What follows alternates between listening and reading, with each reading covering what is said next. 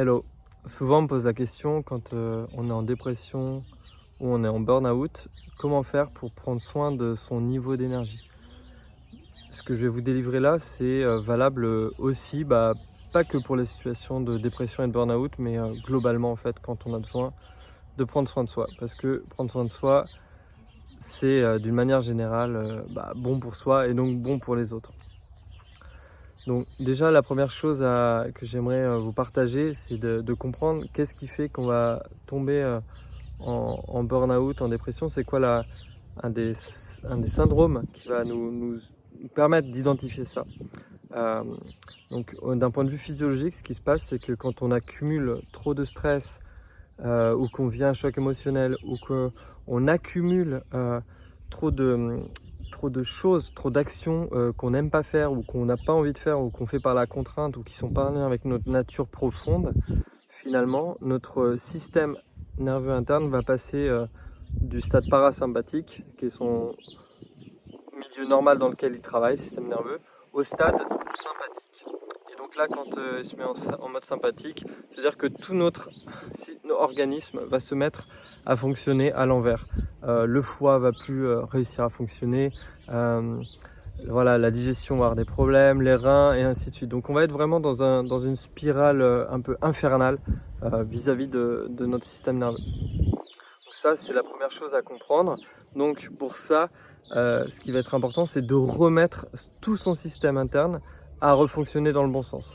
Donc vous voyez, c'est vraiment la première chose à comprendre, à intégrer, c'est que si on a un problème d'énergie globale, c'est qu'il y a quelque chose dans notre corps qui ne fonctionne pas globalement, qui ne fonctionne pas et qui impacte tout le reste. Donc prendre soin de son niveau d'énergie, déjà, la première chose que je pourrais vous proposer, c'est de prendre le soleil. Quand il est là, en tout cas, dès qu'il est là, je vous invite à prendre le soleil pour justement faire en sorte de vous recharger vos batteries.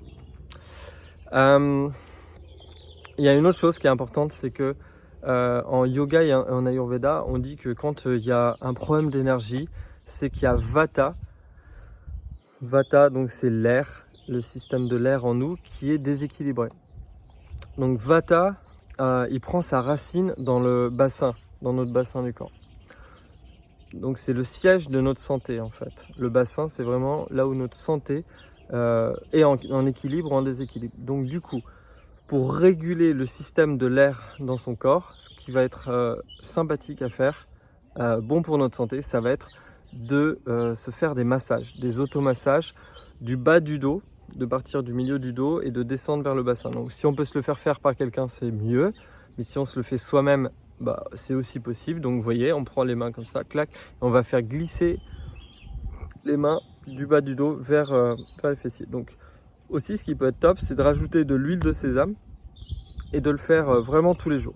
Tu prends de l'huile de sésame, tu fais un peu chauffer dans tes mains et que tu fais descendre comme ça, couler du milieu de ton dos jusqu'au fessier. Après, tu vas pouvoir faire des cercles autour de ton ventre, tourner dans le sens des aiguilles d'une montre, et tu peux appuyer plus ou moins profondément.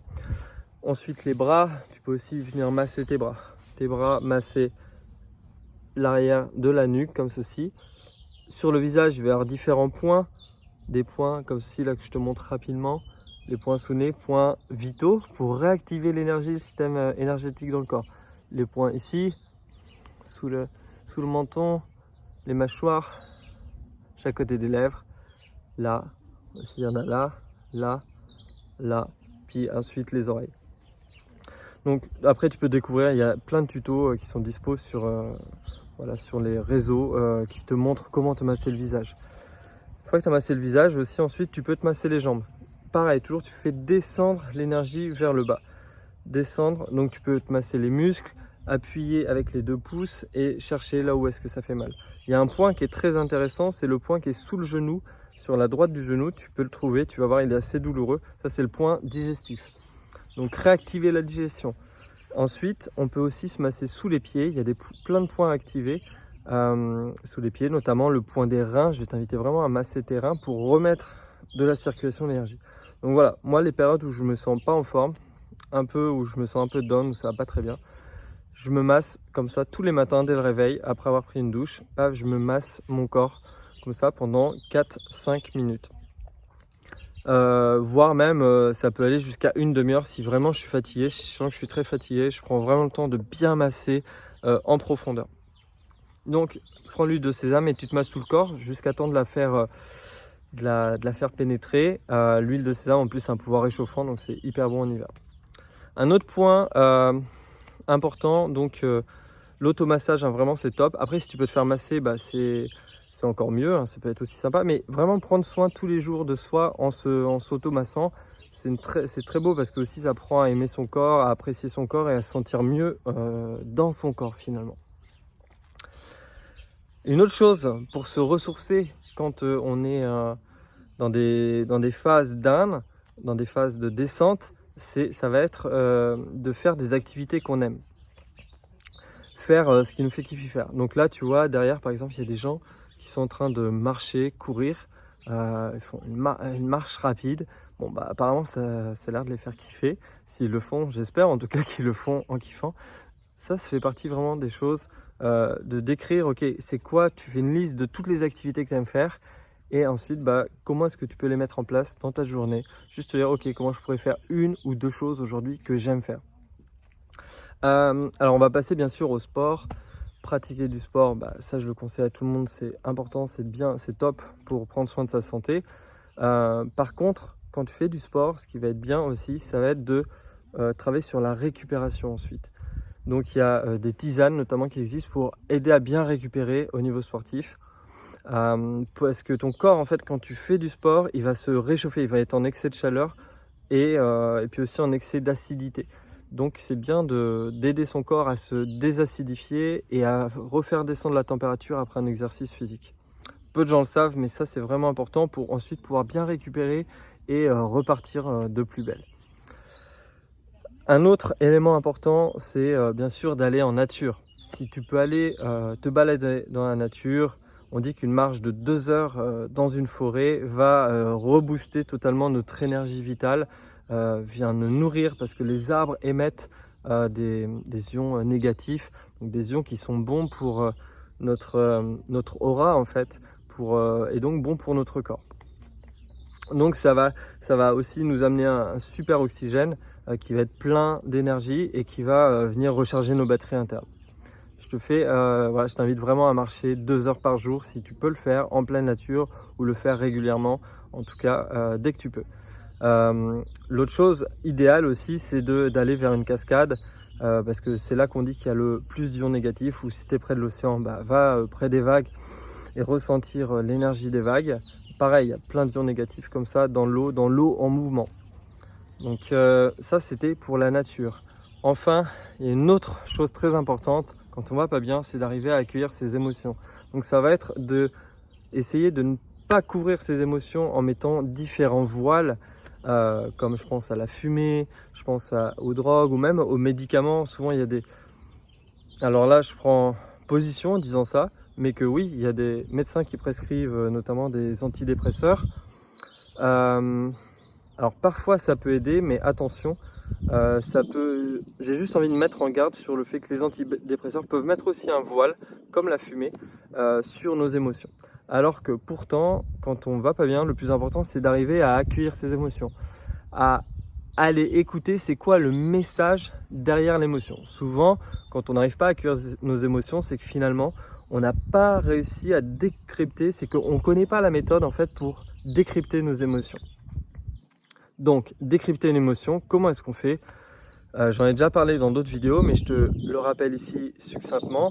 L'idée, ça va être, de déjà accepter que, par exemple, je suis en colère ou que je suis triste. Ok, donc première étape, c'est l'acceptation de l'émotion qui est là, de reconnaître à quel moment quel est l'événement extérieur qui est venu réveiller cette émotion, cet inconfort intérieur.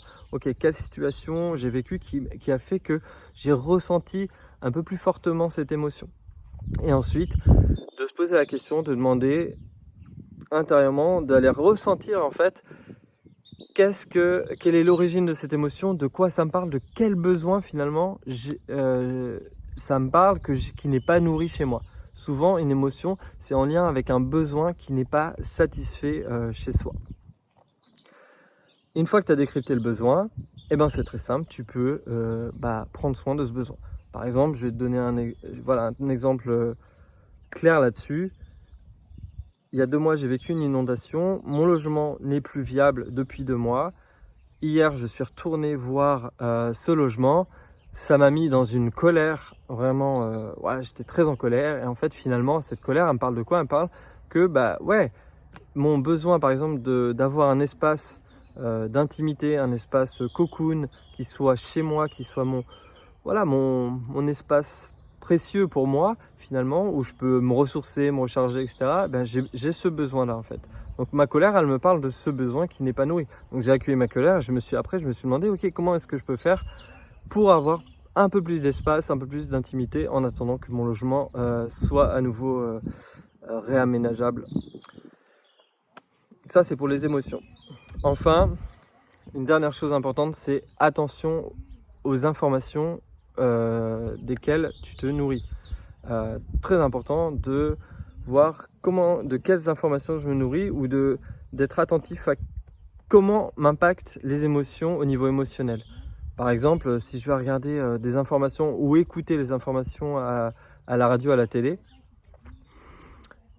qu'est-ce que ça me fait en moi en fait d'écouter ces informations? Est-ce que ça génère de la tristesse? Est-ce que ça génère de la colère?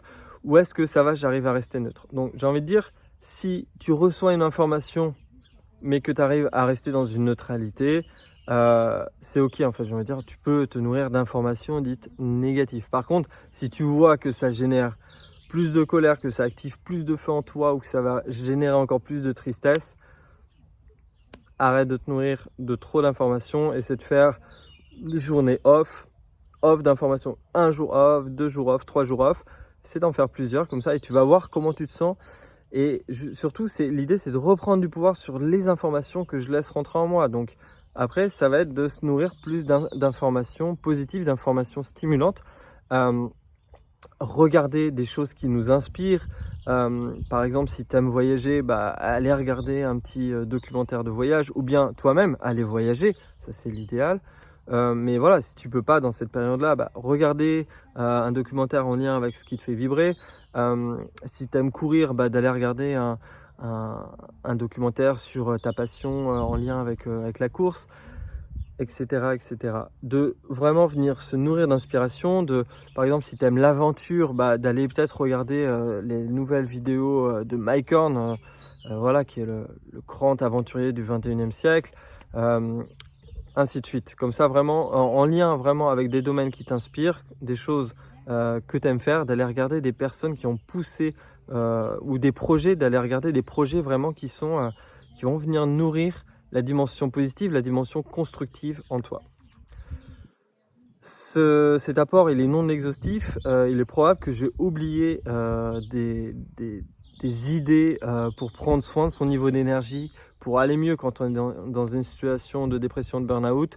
Souvent, il y a aussi des liens avec les croyances que l'on a fait siennes, c'est-à-dire des croyances limitantes aussi qui peuvent venir vraiment nous bloquer notre énergie interne. Donc ça, c'est des choses aussi qu'on va travailler seul. Souvent, c'est plus difficile. Donc là, ça peut être vraiment important, conseillé en tout cas, de se faire accompagner. Parce que justement pour débloquer ces croyances et pour qu'elles deviennent des croyances ressources, c'est-à-dire des croyances qui vont nous apporter de l'énergie. Donc, voilà, ça généralement c'est plus difficile de le faire seul et même c'est difficile de se rendre compte des croyances qu'on a qui sont limitantes chez soi. Parce que on les a tellement intégrées dans notre système interne que on croit qu'elles sont vraies alors qu'en fait, toute croyance est relative parce qu'elle peut différer d'un individu à l'autre. Si jamais il y a des idées qui te viennent en lien avec les possibilités de comment se ressourcer, je t'invite à les mettre en lien en commentaire. Si cette vidéo t'a plu ou tu penses qu'elle peut servir, être utile à quelqu'un qui est dans cette situation-là, de pas aller très bien, d'être un peu en dépression, en burn-out, transmets-lui et partage-la aux personnes que tu penses à qui ça pourrait servir. Voilà, j'attends vos idées. Dites-moi vos retours d'expérience si vous appliquez certaines des recettes que je viens de vous donner. Donnez-moi voilà, comment ça s'est passé pour vous, dites-le moi.